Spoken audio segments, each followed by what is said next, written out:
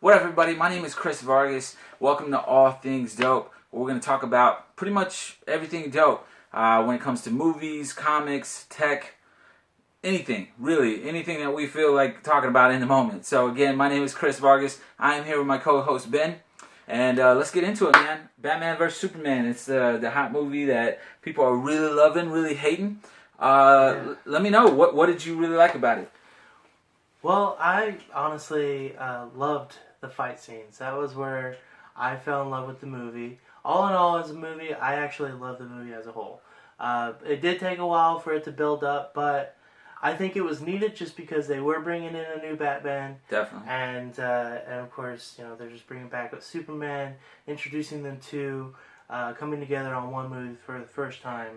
And so it was definitely needed. They needed that build up, but the fight scenes what actually got me. So that's awesome, man. Yeah, the fight scenes were really, really good. I know a lot of critics are hating on it because they still had a lot of explosions, a lot of debris and everything like that. Totally jacked up the city.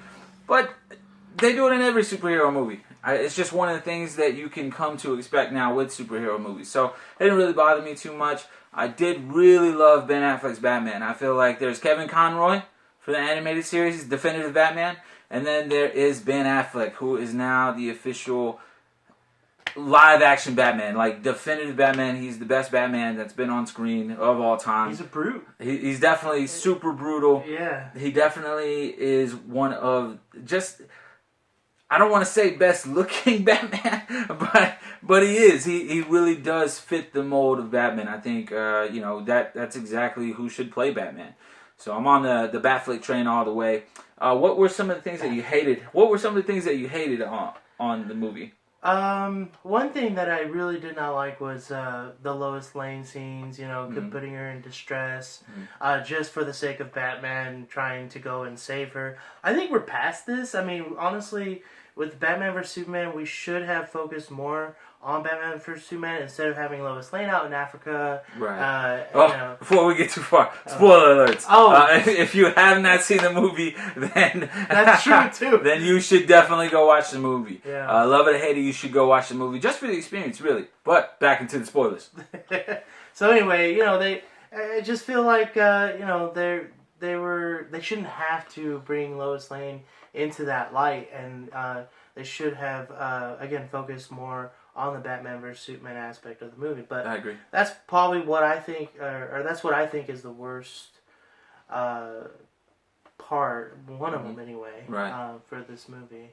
I feel like time-wise, there's probably a good 30 minutes, maybe 40 minutes that could have been cut. I mean, I get why they used it, but really, we didn't need any of that. All the scenes with the Africa stuff, when they, with Lois going in there, didn't need any of that stuff. Superman already has his motivation, or should have already had his motivation from Man of Steel. Right. We cut all of that out. That saves a good 20, 30 minutes there. The whole scenes with the guy with the wheelchair, Wallace, whatever his name is, really didn't need that. I didn't need that. It was cool that to see the building explode and he just walks out like nothing. Like, right. That was pretty cool to see. But it was cool to see. I would say that. Yes, visually it was cool to see, and that's always been the case with Zack Snyder. Is that visually everything looks awesome, but story-wise, it's kind of so-so. And so I could see why critics destroyed this film. I mean, they really did bring it all the way down, because I think overall, all of us as comic book geeks, nerds, whatever,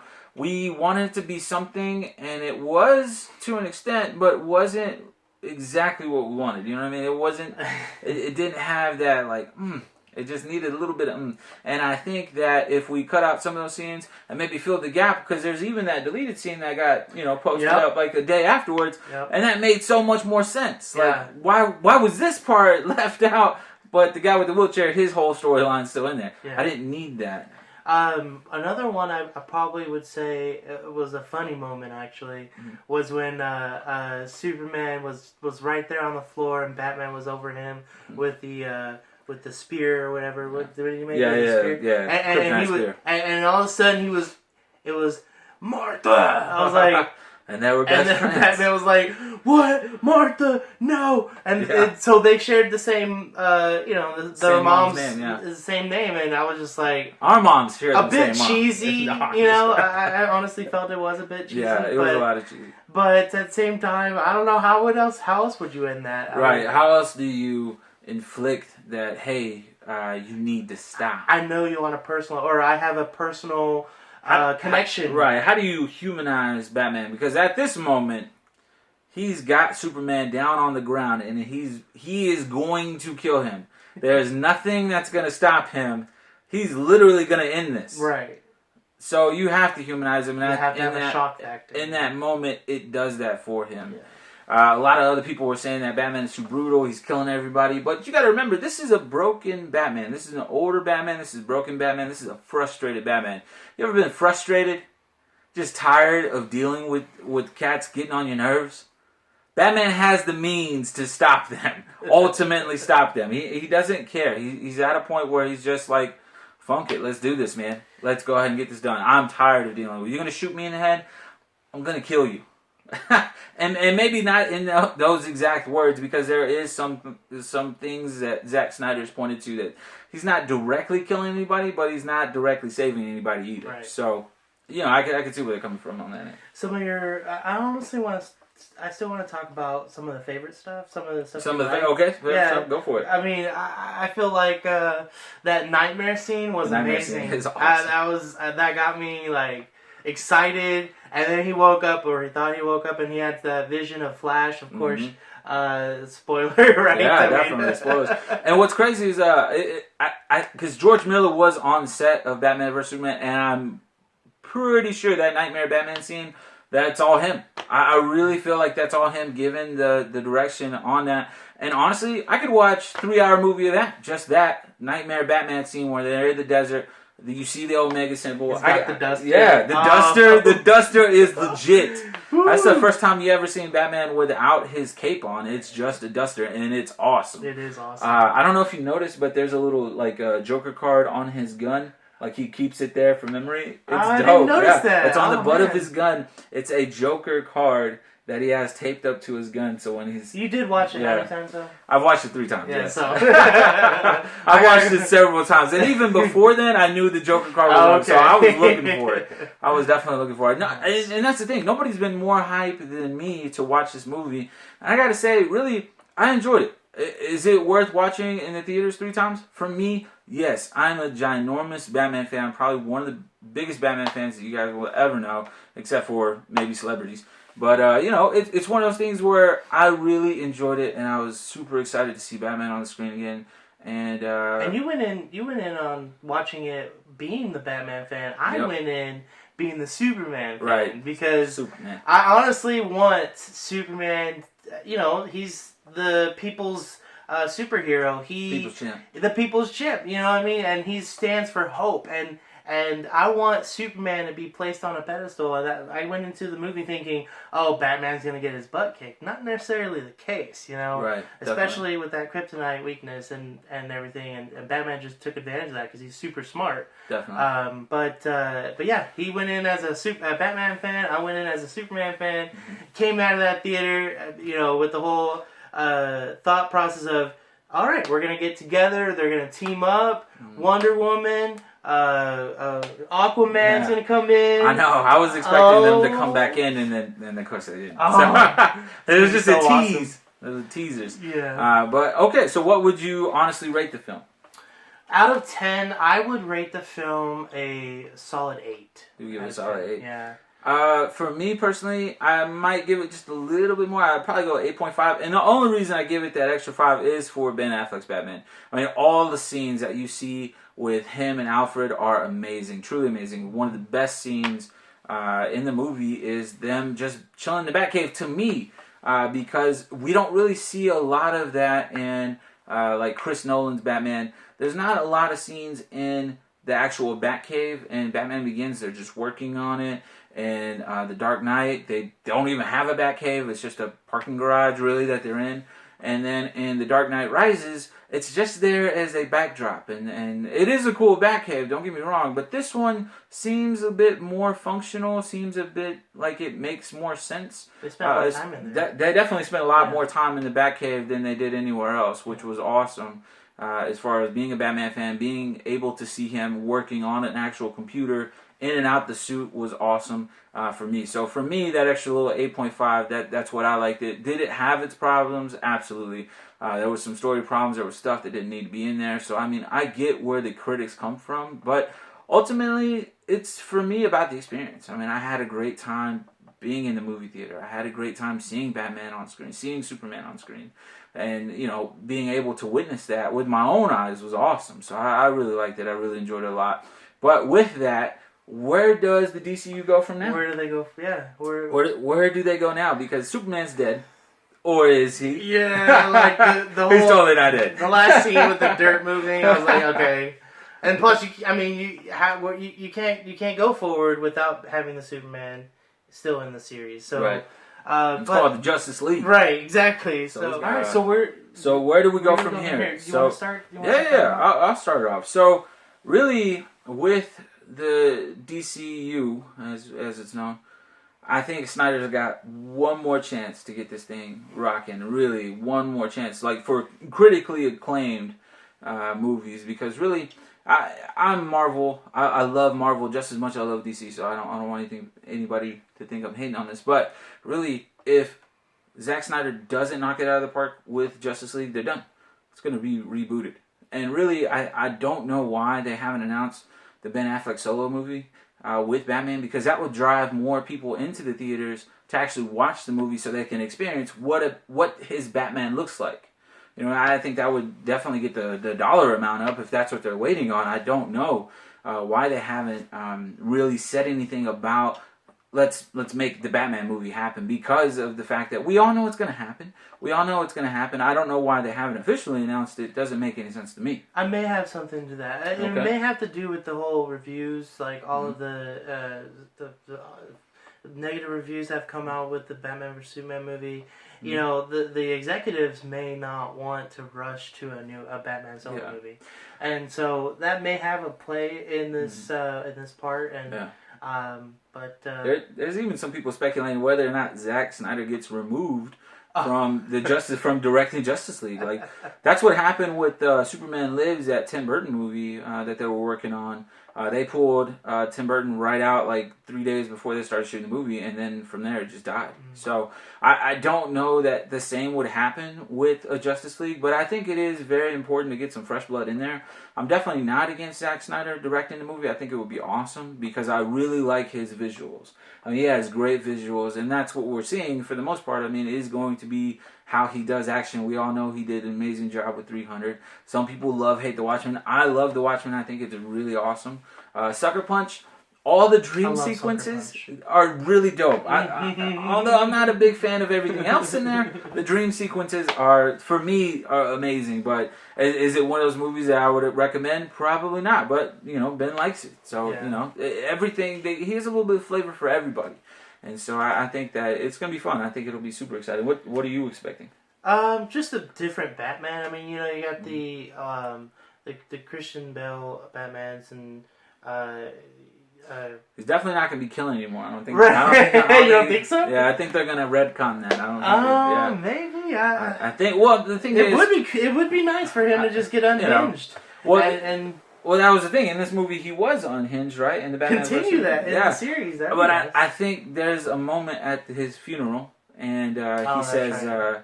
I failed him in life. I will not fail him in death. And for me, that means that, you know what? Maybe he's done killing. You know, hopefully he's done killing. I know that was the biggest critics' remarks, but I watched Iron Man yesterday, and that dude is killing everybody. Like, it doesn't seem that way, right? Yeah. But if you give somebody a repulsor blast to the chest and they fly, you know, a mile away, they're probably dead. That guy's dying. I don't care who you are. That guy is dead. Yeah. So, you know, but it's never ever been one of Tony Stark's rules, so I get it that he doesn't kill people. And Batman, he's had that rule, but in The Dark Knight, where Batman vs Superman is from, in that comic, he kills some people. he kills the Joker.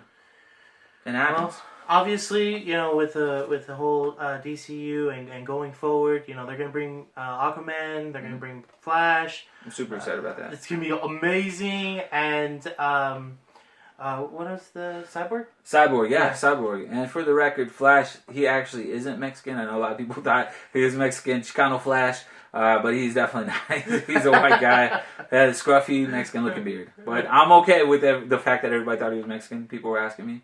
I'm like, yeah, he's totally not Mexican. But awesome. Shout out if he was. I'm kidding. Right? Anyways, so next, let's talk about Star Wars, man. Star Wars. The Blu-ray release. The Force Awakens? Yeah, Force Awakens, man. I bought it on the first day it came out, but I bought digital. Went digital. And actually, that's another point we came up with.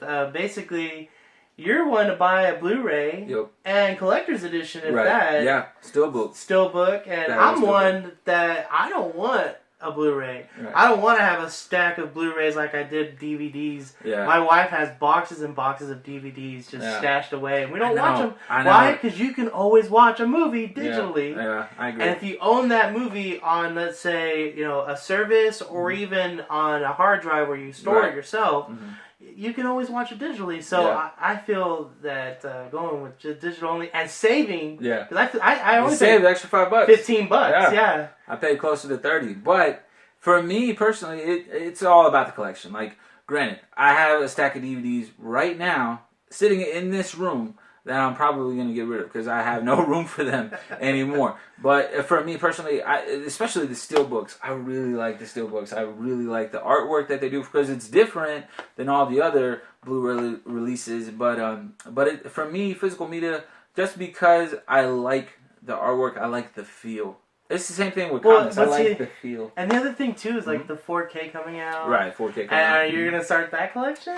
Man, if it depends. 4K TV? I'm definitely getting the 4K, but that's another discussion for later. Okay. but overall, with The Force Awakens, a lot of people hate on that movie too. You know, that was a very split crowd. You have some people who really liked the movie, really enjoyed the movie, and then you have some people that said it was just a ripoff from the old movies. And I could see how that fits with both of them, but you know, overall, I enjoyed both of them. I really liked The Force Awakens. I really liked what they did. I really liked Kylo Ren's character with the helmet on. Not so much the helmet off, but the helmet on was awesome. You know, I really liked Rey's character. I really liked Finn. His character was really cool. I hate that he went out the way that he did, but that's part of the story. Well, the other thing about that too is that it isn't. It's been a while since the original movie. You got new people coming to play, so they gotta have that. They don't want to lose their fans that are a little older. They want to bring forth new fans, the new millennials. Right. So, you know, they have to have that elements on both. They have to add new, come up, bring back, you know, some of the old, and that's why a lot of people are complaining. But at the same time, hey. Yeah.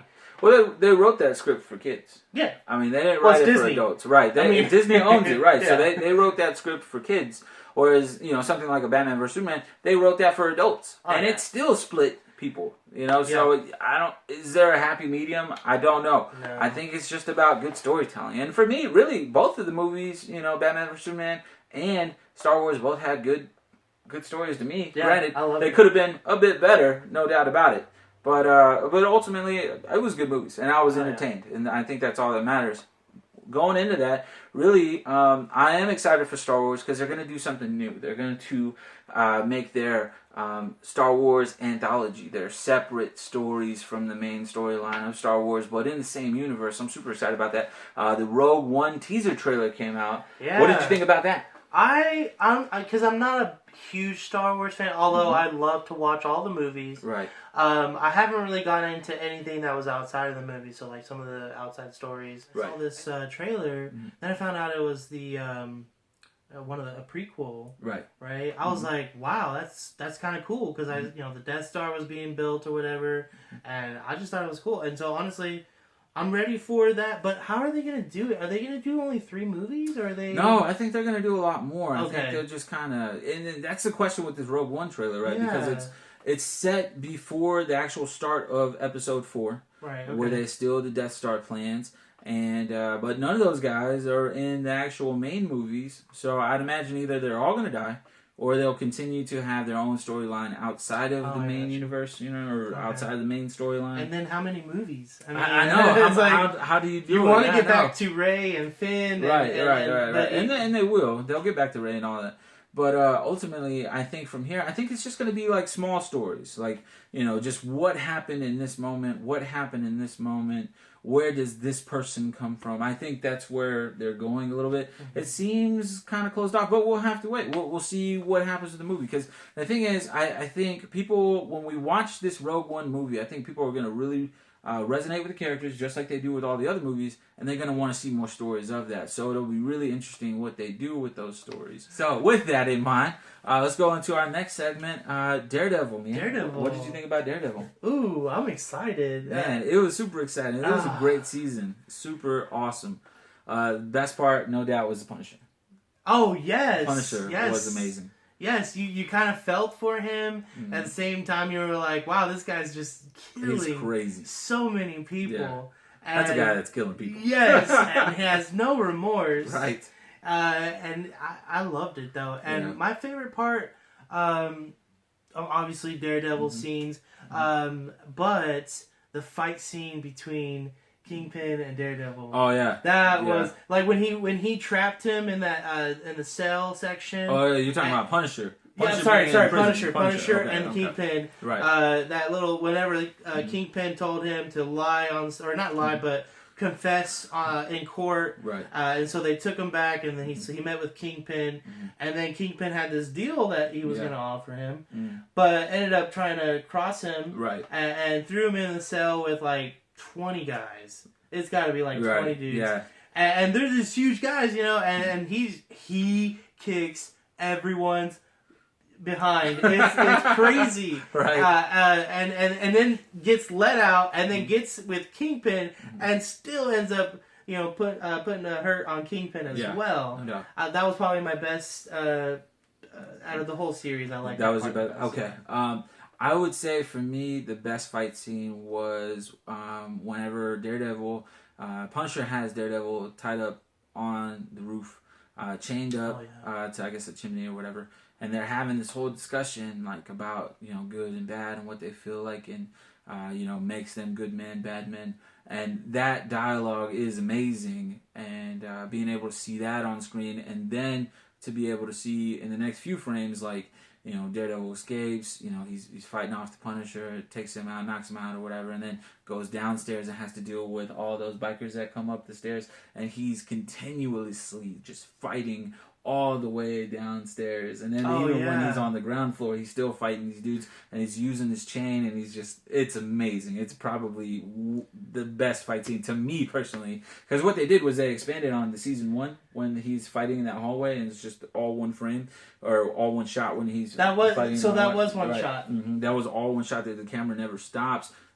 He's continuously fighting that whole time.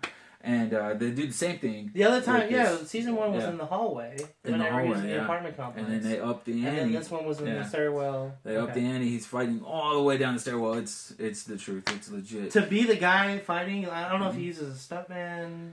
I don't know. I'm pretty sure that he's... But to be that guy, oh man, he's got to have stamina. Yeah. Crazy stamina. Stamina's going to be high.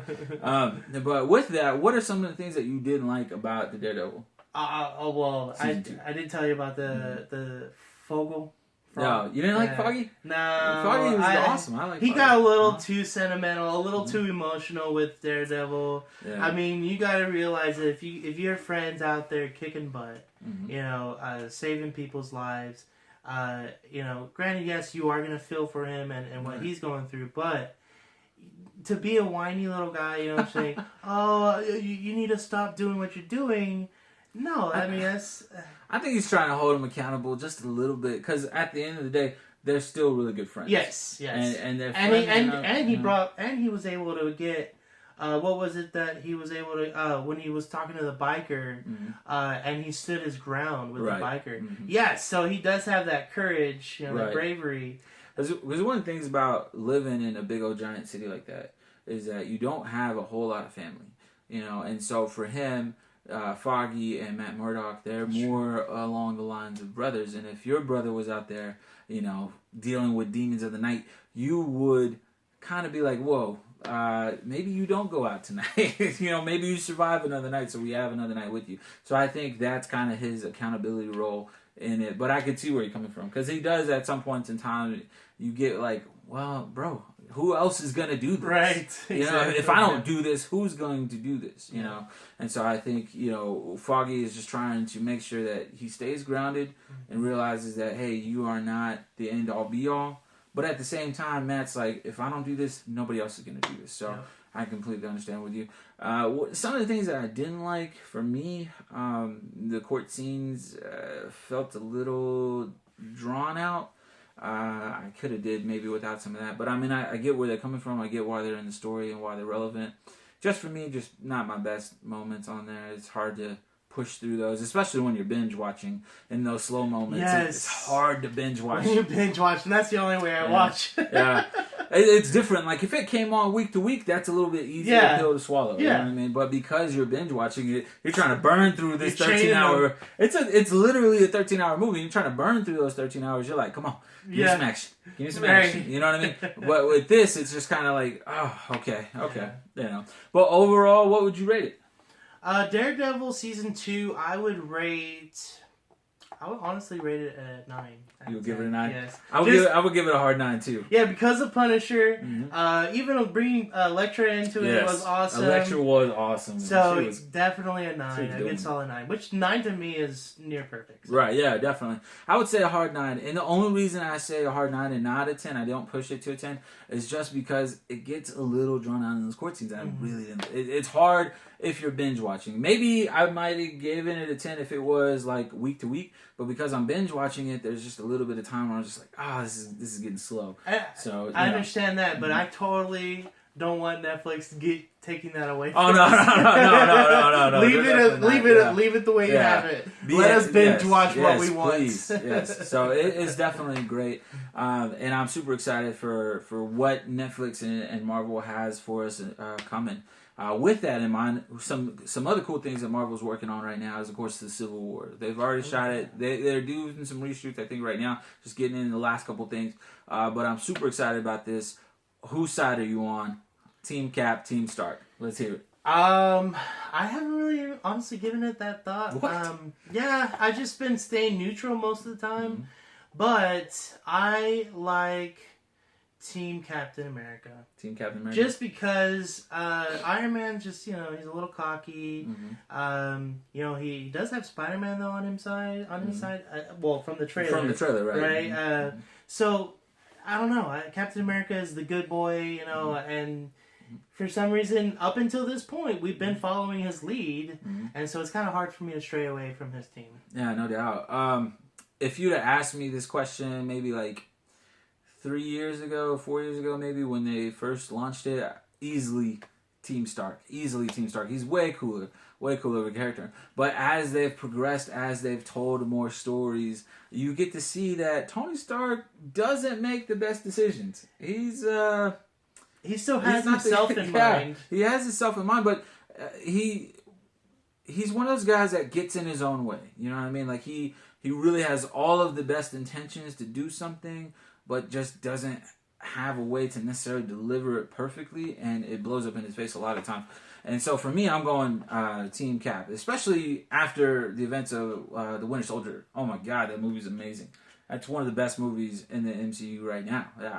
To me personally, I would say right behind maybe Guardians of the Galaxy or Ant-Man. I really like those movies as well, but Team Cap all the way, all day.